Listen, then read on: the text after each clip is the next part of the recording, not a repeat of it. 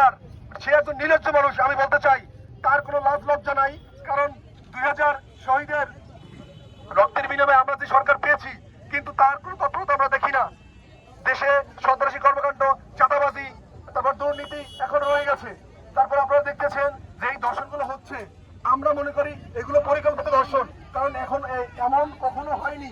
কারণ আমরা দেখেছি এর আগে যে বিগত 24 ঘন্টা বা 2 দিনে 72 জন ধর্ষিতা নারী এই বাংলাদেশে এর আগে কখনো হয়নি। তো আমরা এর বিচার চাই। আর আমরা এই যে স্বরাষ্ট্র উপদেষ্টার কোনো তৎপরতা নাই, তার পদত্যাগের দাবিতে আমরা আজকে বাকেরগঞ্জ ছাত্র জনতা বিক্ষোভ মিছিল করেছি। তো আমরা চাই যে আমাদের যে শহীদ ভাই ও বোন, আমাদের 2000 শহীদ ভাই বোনের যে স্বপ্ন ছিল আমার দেশকে সোনার বাংলাদেশ করা, কিন্তু আমরা তার কিছুই পাচ্ছি না। তো আমরা এই স্বরাষ্ট্র উপদেষ্টাকে চাই না। আমরা এই পদে